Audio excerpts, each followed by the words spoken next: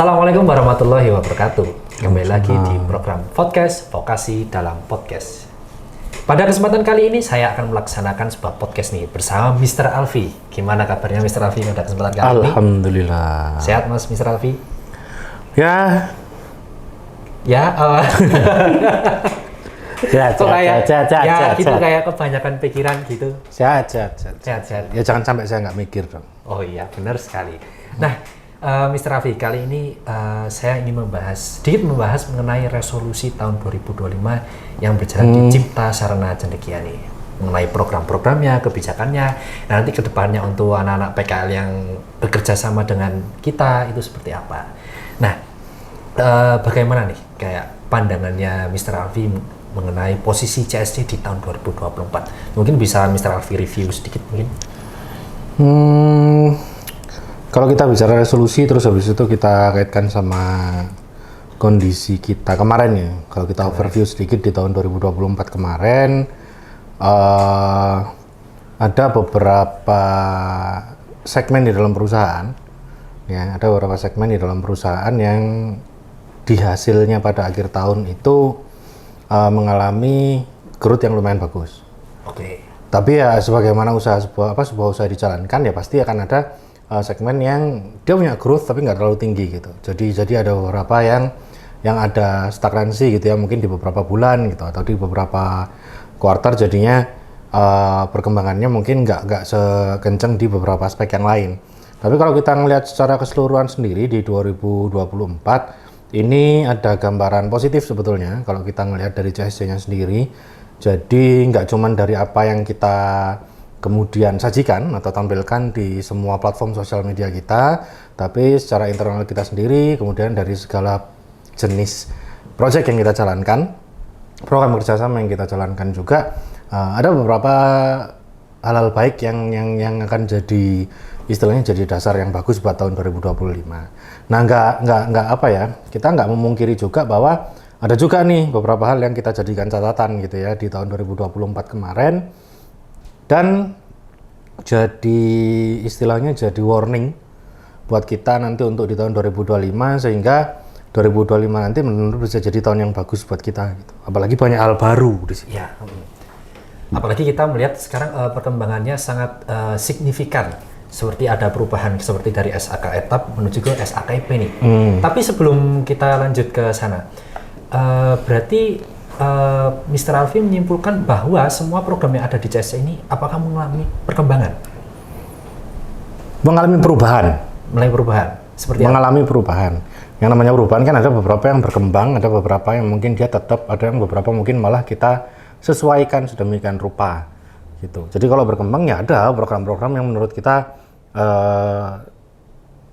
menghadapi perkembangan yang baik sekali, itu yang luar biasa. Contohnya ya di program pelatihan private katakanlah, di mana kita melakukan beberapa kali perubahan terkait sama efektivitas sama efisiensinya dari pelatihan kita di bidang private, dan itu jadi salah satu langkah awal kemudian pada akhirnya lahir juga untuk mini course yang lain yang alhamdulillahnya sampai di akhir tahun kemarin ternyata animonya juga lumayan gede, dan ini masih kebawa sampai di tahun 2025, makanya ini nanti kayaknya bakalan jadi salah satu angin yang baik juga buat kita. Kemudian di programnya SMK sendiri di tahun 2024 kemarin yang mungkin yang harus saya highlight adalah penyesuaian pada kelas industri itu jadi salah satu market point yang bagus buat kita, di mana ada beberapa kelas industri yang kemudian akhirnya kita sesuaikan dan ternyata malah dapat animo positif, yang pertama. Dan yang kedua, fokus kita yang pada akhirnya kita core-nya nggak hanya fokus pada akuntansi dan pajak ya, kita ngerubah bahwa akuntansi dan perpajakan yang selama ini sangat lekat sama Cipta, itu kita jadikan salah satu unique selling point kita ya, nggak hanya jadi core-nya aja tapi jadi USP kita, dan kita mulai berfokus ke hal-hal yang lain. Ternyata di 2024 market itu sangat dibutuhkan banget gitu. Contohnya apa? Pengembangan manajemen sekolah, ya, pengembangan guru, pengembangan program mengajar dan program belajar yang ada di sekolah, terutama di SMK, itu jadi salah satu permintaan yang grafiknya cukup tinggi di tahun 2024 kemarin gitu. Oke, kalau misalkan dibandingkan dari tahun-tahun sebelumnya kayak 2023, kalau saya lihat di tahun 2024 ini seperti kayak program pelatihan guru, magang guru, pelatihan manajemen sekolah ini lebih banyak kliennya. Apakah Anda setuju dengan seperti itu? Kalau dari hasil review kita sebenarnya, kalau kita ngomongin masalah kuantitinya, kalau kita melihat dari kuantitinya, sebetulnya jumlahnya itu bisa dibilang kalau dari tahun-tahun sebelumnya memang ada peningkatan. Nah, cuman memang kalau di apa namanya, di program pelatihan, terutama untuk di skema guru, di skema yang bekerja sama dengan level sekolah atau SMK, kita nggak bisa bilang growth-nya dia itu tiap tahun tinggi. Gitu. Jadi persentase kenaikannya, persentase bertambahnya dengan persentase tahun-tahun sebelumnya itu sebetulnya peningkatannya terjadi, cuman nggak terlalu tinggi. Yaitu ada banyak hal yang kemudian pada akhirnya setelah kita analisis jadi penyebabnya. Contoh misalkan dari segi budgeting dan anggaran dari sekolah yang dimiliki oleh sekolah gitu ya, atau regulasi sama ketentuan yang mengatur kayak macam penggunaan dana BOS dan dana-dana yang lain, apakah bisa digunakan dan ditujukan untuk itu gitu ya. Dan kita pun sebenarnya dalam menerima proyek kemarin di tahun 2024 juga agak selektif, jadi kita nggak mau yang ngambil hanya program kayak pelatihan, ada pelatihan guru magang ke sini cuman magang dia cari sertifikat doang, kita kan nggak mau. Ya, karena kita kan secara value-nya kita nyarinya nggak hanya main di kuantitinya aja, tapi kita mau tetap mempertahankan quality-nya gitu. Kalau pada program PKL terpadu, apakah mengalami kenaikan signifikan? Contohnya seperti di 6 bulan terakhir itu kan ada sekitar 250 peserta PKL yang ke sini. Ya. Kalau dibilang naik ya kalau PKL. Kalau dibilang naik, tapi kalau di PKL ini tadi yang saya ngomong dia bentuknya kenapa kok bukan perkembangan tapi bukan penambahan tapi dia perubahannya. Skemanya gara-gara regulasi. Regulasi kembali ya? Nah, jadi karena PKL itu kemudian menyesuaikan, dia di kelas 12, kemarin ketika kita pakai skema kurikulum merdeka di SMK, akhirnya sekolah menyesuaikan, ngirimkan siswanya itu di kelas 12. Ya. Nah, itu fixingnya, jadwalnya itu banyak penuhnya justru di periode bulan Juli sampai Desember. Di mana kita kemarin Juli sampai Desember kan tiap bulannya untuk PKL gabungan baik reguler maupun terpadu itu bisa sampai 300 anak. Iya, lebih. Ya, setiap bulan sampai bulan Desember. Ya. Kalau itu kita breakdown jadi 12 dan kita bandingkan ke tahun 2023 peningkatannya luar biasa. Luar biasa ya. Peningkatannya tiap bulan itu bisa dibilang growth-nya lumayan. Dan itu nggak hanya dari jurusan akuntansi doang. Bahkan ada banyak jurusan lain yang pada akhirnya kita bisa istilahnya kita bisa konversikan nilainya atau bisa kita konversikan dengan penugasan yang ada di sini ya kita terima juga gitu. Jadi kita nggak cuman naik growth-nya tapi juga kita memperluas cakupannya si PKL ini. Oh ya seperti ke ini ya ke NTT kemarin dari Atambua kemarin ya dan dari yang Kalimantan gitu ya. Ya, jadi opsinya jadi lebih luas lah gitu. Itu tadi sedikit review Cipta Sarana Cendekia pada tahun 2024. Nah, kita bergeser di luar Cipta nih, Mister. Bagaimana ancaman dan tantangannya? Kita tahu semakin bertambahnya tahun, apalagi memasuki tahun 2025 ini, pasti ada saja kayak jasa yang hampir mirip dengan Cipta. Mereka menyediakan brevet juga, menyediakan pelatihan-pelatihan buat anak-anak SMK juga. Itu bagaimana, Mister? Segmentasi usahanya Cipta kalau kita ngomong di sektor itu sih, di sektor pengembangan pendidikan saya rasa itu bisnisnya ATM banget ya. Jadi sangat mudah untuk dilakukan amati, tiru sama modifikasi gitu. Nah itu bukan sesuatu yang kemudian membuat kita jadi takut yang kayak gimana gitu ya. Enggak, karena kita juga saya rasa teman-teman di tim internal Cipta juga adapt banget. Jadi mereka punya adaptabilitas yang bagus. Dan di akhir 2024 kemarin kita juga udah dapat kayak analisis review pesaingnya, analisis review program-program dan produk yang sama di luar gitu. Ya kita balik lagi ke awal bahwa kita fokus sama core value-nya Cipta, apa yang mau diberikan gitu, apa yang mau kita jual bahasanya ya, apa yang mau kita sampaikan kepada calon user sama user kita atau sama masyarakat secara umum ya.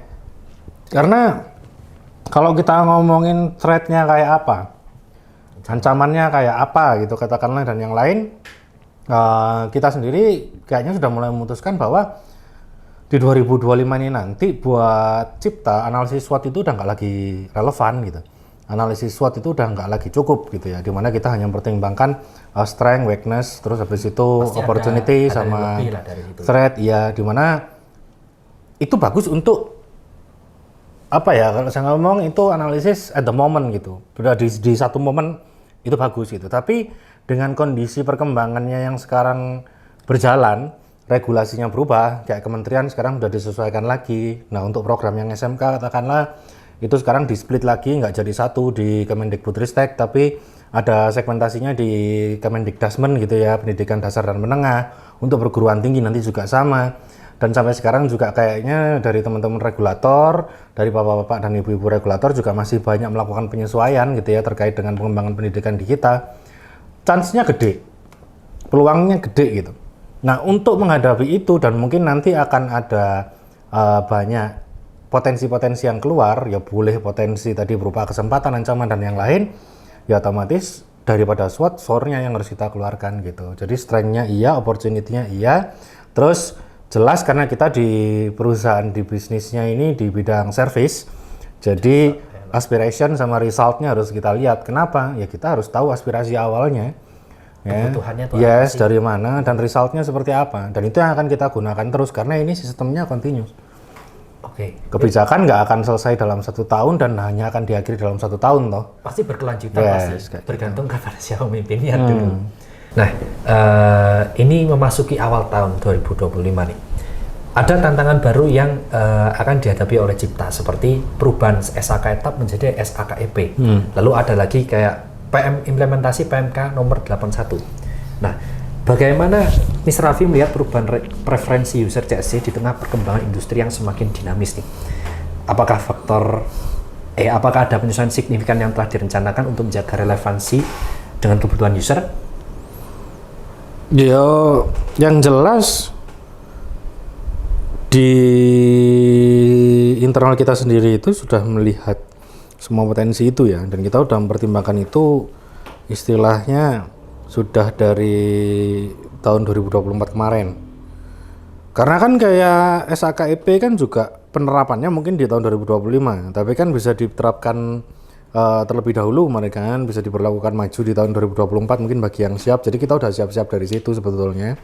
Dan untuk PMK 81 kita juga sudah selesai melakukan peer review juga di dalam tim internal kita.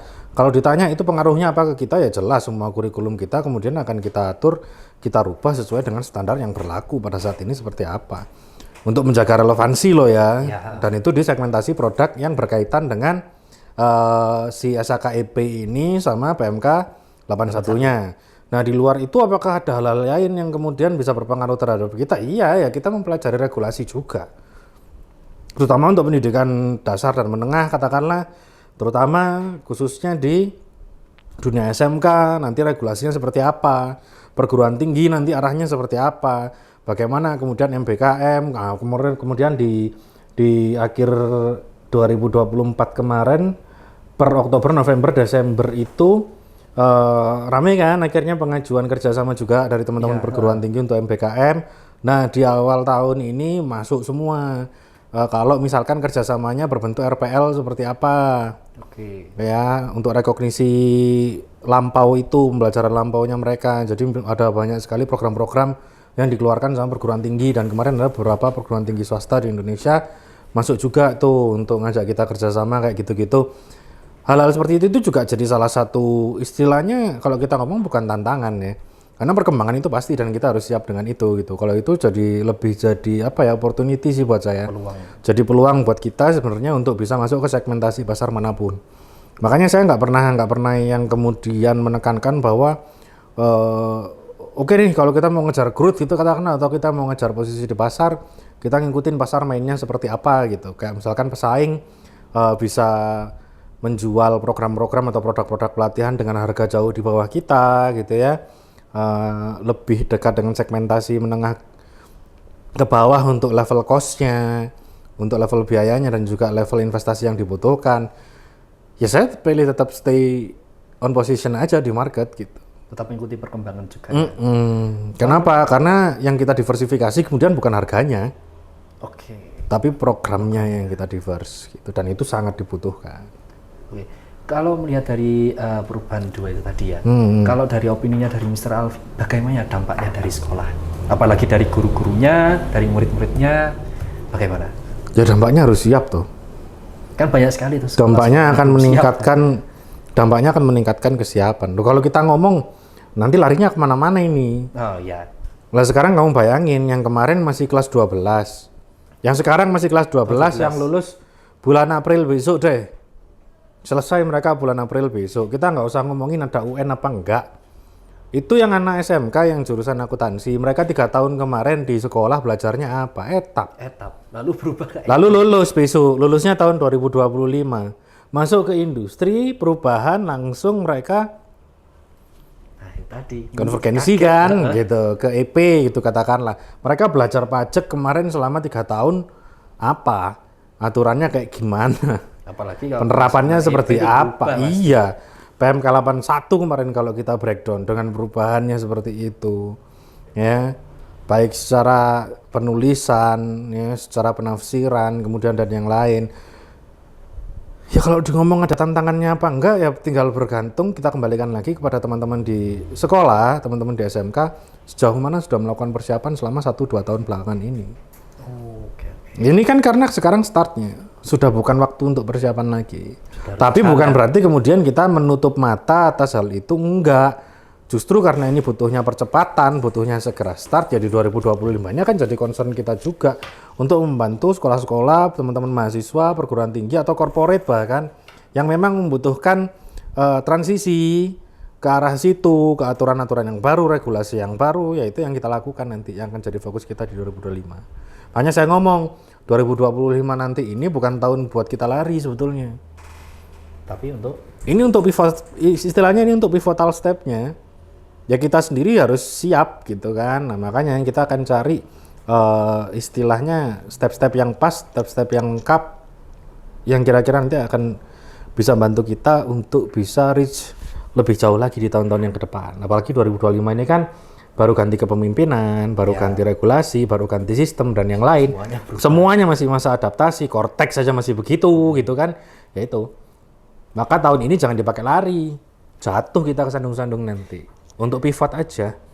Untuk segmentasi siswa SMK dan mahasiswa yang saat ini merupakan generasi Z, bagaimana pandangan Mr. Alfi mengenai karakteristik dari mereka sendiri? Lalu, apakah terjadi perubahan perilaku dan kebutuhan belajar yang signifikan dalam beberapa tahun terakhir? Ya terjadi lah. Apa tuh? Apa saja? Let's gak usah dibahas di sini sih menurutku. Karena di konten manapun banyak ya, kalau kita ngomong masalah Gen Z segala macam perubahan banyak, dan itu jadi salah satu istilahnya, jadi salah satu suplemen yang selalu kita kasih ke semua user kita kan. Gak terbatas ke teman-teman SMK yang datang PKL ke sini loh, bahkan ke teman-teman mahasiswa pun, bahkan ke rekan-rekan corporate pun yang datang ke sini mengirim staffnya untuk pelatihan dan masuk usianya itu ada di Gen Z awal, ya kita ngasih. Tapi bagaimana karakteristik mereka itu? Karakteristiknya ya karakteristik sesuai generasinya, mereka tech savvy banget. Saking tech savvy-nya kadang-kadang mereka terperdaya oleh teknologi kan gitu. Kalau diomong Gen Z itu strawberry generation lah, inilah itulah. Ya di satu sisi itu benar, on the other side sebenarnya ada banyak sekali potensi yang bisa kita gali, kita keluarkan. Dan kalian saya yakin semua tim di sini pasti ngerasakan sendiri gitu. Contoh gambaran gue ngambil lagi, ya, dari tadi kita banyak bahas teman-teman di SMK. Ambil aja anak SMK yang PKL ke sini. Katakanlah dari 250 anak kemarin di bulan Desember, 250 anak. Ada sekian persen yang mereka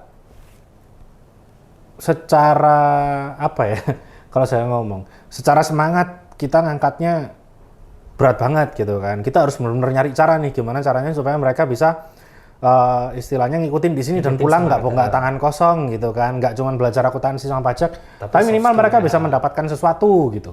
Ada yang kita nggak usah ngomong apa-apa, mereka datang sendiri, mereka minta ke kita, yang benar-benar nyari gitu, menemukan itu. Nah akhirnya ini jadi salah satu pola yang kemudian kita coba untuk kembangkan, bukan pertahankan ya, kembangkan gitu. Karena Gen Z-nya semakin lama semakin jauh kan mendekati alpha nih habis ini nih, untuk disegmentasi user kita kan kayak gitu. Ya kita menyesuaikan, mulai dari materinya, bahan ajarnya, bagaimana pendekatan kita gitu. Tapi ya kita tetap ada border yang nggak bisa kita hilangkan gitu ke semua user kita. Mau kamu generasi apapun, ya ada aturan-aturan yang harus dipenuhi gitu. Jadi kalau misalkan untuk preferensi marketnya sekarang kan Gen Z, maka kita harus ngikuti Gen Z banget. Apakah seperti itu? Loh enggak. harus tetap selektif lah maksudnya. Nah, iya, ya kita ngikuti Gen Gen Z itu seperti apa, dan selain kita ngikuti, kita juga membantu untuk membentuk Gen Z itu harusnya seperti apa, dengan tetap mempertahankan positive traits-nya mereka sebagai Gen Z. Kayak gitu. Lalu selanjutnya, CSC kan dikenal sebagai lembaga mempersiapkan skill untuk bersaing di dunia kerja. Menurut Mr. Alfi sendiri, bagaimana dampak pelatihan CSC terhadap peluang kerja peserta? Lalu apakah ada perbedaan yang mencolok sih antara user yang pernah kecipta dan yang belum? Oke, jadi kalau misalkan kita ngomongin masalah serapan ya, tracernya seperti apa, kemudian di dunia kerja dan bagaimana kesiapan mereka, kontribusinya seperti apa, ya itu pertanyaannya menurut saya agak subjektif ya, susah untuk kita objektif gitu, melihatnya secara keseluruhan. Tapi kalau saya mau ngomong atau saya boleh bicara, dari tracer yang kita lakukan, katakanlah dari teman-teman mahasiswa yang kemudian brevet di kita gitu, hampir 30-40%-nya itu masih bisa tetap terkoneksi sama kita, dan bahkan ada beberapa kemarin dari peserta brevet kita dari batch awal 2024 sampai batch akhir yang balik kita lagi dalam kondisi sudah bergabung di sebuah industri atau perusahaan, malah company-nya yang dibawa ke sini untuk melaksanakan pelatihan lagi secara private atau kembali lagi kita kayak gitu. Diarahkan berarti ya, untuk di level SMK sendiri di kelas industrinya bisa kita lakukan tracer study. Dan goals kita untuk tidak menjadikan BMW itu pilihan, harus milih salah satu antara bekerja melanjutkan wirausaha, saya rasa sudah mulai terbentuk, arahnya sudah mulai tercapai. Istilahnya environment-nya tinggal kita memelihara itu, karena cakupan dari mereka yang mau bekerja melanjutkan dan wirausaha juga bagus gitu. Bahkan ada beberapa yang mulai fokus untuk mengejar karir di bidang profesi, terutama profesi yang berkaitan dengan profesi akuntan dan perpajakan. Kayak gitu. Kalau dibilang mereka jadi lebih siap atau enggak dengan calon user, ya bedanya kelihatannya adalah ketika mereka pertama kali datang ke sini dan ketika mereka pulang. Oke, Mas Raffi, kita lanjut ke pertanyaan berikutnya. Apakah slogan SMK bisa SMK hebat? Kita sebagai posisi di industri nih, kita melihat anak-anak itu masih relevan nggak sih? Ya kalau kita ngelihatnya dari tahun 2024 aja ya kita buat sampling ya. Ya, sampling aja. Harapan itu masih ada. Harapannya masih ada. Oke, tolong ya ditebelin teman-teman ya. Harapan itu masih ada. Jadiin thumbnail juga bagus. Kenapa saya ngomong harapan itu masih ada? Ya tadi, ada yang datang dalam kondisi mereka udah setengah terisi gitu. Atau mereka datang dalam kondisi siap. Dikirim dari sekolah yang mungkin backgroundnya di sekolah itu sistemnya mereka memberikan pengajaran kepada siswanya, perlakuan kepada siswanya itu good. Jadi ketika datang mereka dalam kondisi siap gitu. Kita mungkin hanya tinggal nyetel karakternya mereka aja, attitude-nya mereka gitu untuk ya istilahnya reshaping tapi nggak terlalu parah lah. Ada juga yang datang dengan kondisi mohon maaf kosong banget. Iya, itu memang butuh wawasannya. Bukan akuntansi dan perpajakannya, tapi secara mentalnya mereka, kesiapannya mereka untuk bekerja.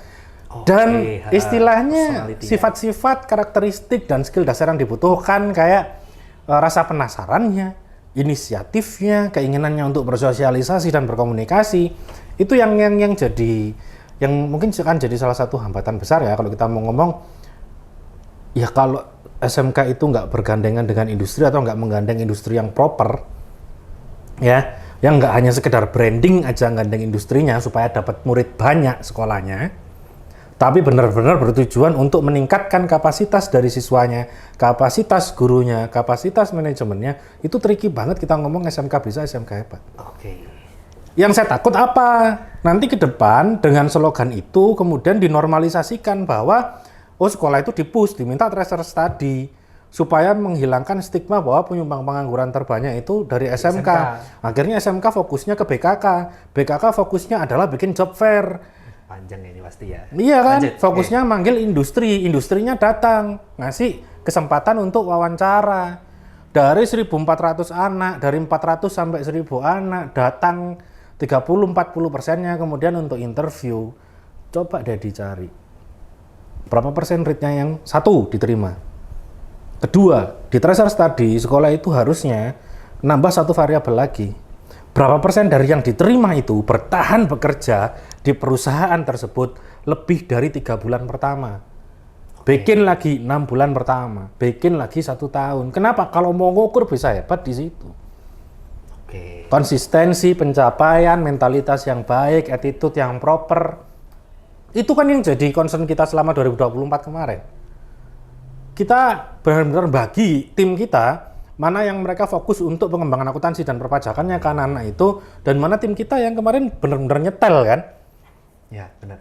Untuk gembleng mereka, untuk ngasih tahu mereka bahwa segenzi-genzinya perusahaan kita, ya, senyantai-nyantainya mereka intensif di tempat kita, mereka tetap harus tahu bahwa ini perusahaan, di sini ada aturan. Harus disiplin juga. Iya. Dan di luar sana ada banyak tempat yang mungkin akan lebih parah lah, lebih kejam daripada iya. kita gitu. Nah, kamu harus punya kesiapan terhadap hal tersebut. Nah, itu jadi salah satu hal yang jadi concern kita juga gitu. Jadi nggak terbatas yang ngajarin, ya percuma kalau mereka pintar akuntansi sama pajak kan. Tetapi dari personality Nanti soft masuk skill-nya, kerja sebulan pulang. ya itu sih eman sih pasti. Itu. Mentalnya belum terbentuk itu. Kerjaan bagus nanti masuk perusahaan, harusnya dia bisa naik jabatan 10 tahun nggak naik. Kenapa? Attitude-nya kurang. Komunikasinya, skill komunikasinya Masih kurang. Akhirnya bukannya dapat teman, bukannya dapat power di perusahaan, dapatnya musuh. Kan gitu. Ya namanya manusia kita nggak ada yang tahu kan. Maka kemampuan-kemampuan seperti itu yang harus dikencengin lah untuk bisa kita kemudian meyakini bahwa harapan si SMK bisa SMK hebat itu. Harapannya pasti ada. Makanya kan sekarang pendidikannya berfokus pada karakter kan pengembangannya. Yaitu. Oke, fokusnya pada pengembangan pendidikan karakter. Nah, ini saya mau tanya sedikit nih Mr. Raffi. Balik lagi ke tadi interview ketika job fair. Mungkin Mr. Raffi sendiri pernah hadir di salah satu acara job fair ya untuk melaksanakan interview. Berapa persen sih dari beberapa anak yang datang ke stand kita itu yang kira-kira siap untuk ditempatkan di dunia kerja atau apapun itu? Untuk sekolah-sekolah yang kerjasamanya sama kita itu banyak atau macam-macam bentuk format kerjasamanya, tingkat kesiapannya rata-rata jauh lebih baik daripada yang mungkin hanya terbatas pada ini. Ya. Jawabannya rata-rata masih jawaban template. Gitu. Dari Mr. Raffi sendiri, apa peluang terbesar yang dapat dimanfaatkan oleh CSC di tahun 2025 dengan adanya perubahan kebijakan-kebijakan tadi ya? Dan apa tantangan utama yang harus diantisipasi untuk memastikan keberhasilan program pelatihan? Peluang terbesar CSC di 2025, saya rasa peluang terbesar kita di 2025 ini adalah potensi banyaknya keresahan yang muncul ya, dan itu yang linear atau yang bisa kita kerjakan dan bisa kita istilahnya kita siapkan, kita bantu untuk kita susun menjadi sebuah program yang menarik atau produk yang menarik untuk membantu orang-orang ya, baik itu sekolah, perguruan tinggi, corporate atau masyarakat secara umum yang istilahnya merasakan keresahan itu untuk dapat solusinya. Terutama mungkin secara spesifik ya di sektor pendidikan, akuntansi, perpajakan, bisnis manajemen pada umumnya. Ya, karena itu nanti pasti regulasi di bidang itu akan ada sangat banyak sekali perubahan. Dan intinya pada prinsipnya salah satu yang saya jadikan nilai positif kita berada di segmen industri ini adalah setiap hal dan setiap aturan yang berkembang di luar sana itu kemudian nanti pasti akan ada korelasinya ke apa yang kita berikan gitu ya kepada masyarakat. Nah, kalau kita ngomong tantangannya nanti apa? Tantangannya adalah ya kita harus siap untuk kejar-kejaran dengan waktu ya. Kita ngatur timeline-nya, kita ngatur timing kita. Kenapa? Karena keresahan itu tadi akan memunculkan perubahan akan memunculkan aturan sama regulasi. Ya bahkan bisa dibalik, regulasi keluar akhirnya memunculkan perubahan, setelah berubah menjadi resah. Ya gitu. Nah itu nanti yang harus kita, tantangan terbesarnya adalah bagaimana kemampuan kita untuk adaptabilitasnya supaya baik gitu. Harus bisa agile supaya apa ya, kita bisa mengikuti perkembangan, bisa lincah. Apapun perubahan yang terjadi kita udah siap gitu, atau paling tidak apapun perubahan yang terjadi, sekaget-kagetnya kita dalam menghadapi kondisi bisnis ke depan seperti apa, ya paling tidak kita udah punya pijakan yang baik, kita udah punya pivotal step yang baik sehingga 2026 nanti akan jadi terasa lebih ringan buat kita semua. Ini ada rencana enggak? Ada penambahan program atau justru mempertahankan yang ada? Penambahan program itu ada atau tidak, saya nggak akan ngomong di sini. Jadi silakan itu dijadikan salah satu sesuatu yang mungkin bisa ditunggu di tahun 2025. Tapi kalau untuk Easter eggs-nya sendiri adalah di tahun 2025 ini nanti kita kepengennya adalah fokus ke perbaikan core dari setiap masing-masing program. Kenapa? Karena kita belajar dari tahun sebelum-sebelumnya dan kita kepengen punya customer engagement yang lebih baik dengan semua user kita yang udah kerja sama-sama kita atau calon user kita, maka otomatis ini kita sedang dalam proses mengambil langkah pivot tadi itu, termasuk salah satunya adalah dengan penguatan semua core program kita gitu. Dari sesi pembicaraan kali ini dapat disimpulkan bahwa Cipta Sarana Cendekia pada tahun 2025 mengharapkan adanya diversifikasi program. Lalu yang kedua adalah kesiapan untuk menjawab tantangan-tantangan dari keresahan masyarakat, lalu ada adaptabilitas dan penguatan core program. Terima kasih Mr. Alfi sudah menjadi narasumber pada kesempatan kali ini. Teman-teman, jangan lupa untuk like, komen, dan subscribe channel YouTube Cipta Sarana Cendekia. Dan jangan lupa juga untuk follow seluruh akun sosial media dengan nama yang sama, Cipta Sarana Cendekia. Saya Rika Krishna dengan Mr. Alfianto pamit undur diri. Terima kasih. Wassalamualaikum warahmatullahi wabarakatuh. Salam warahmatullahi wabarakatuh.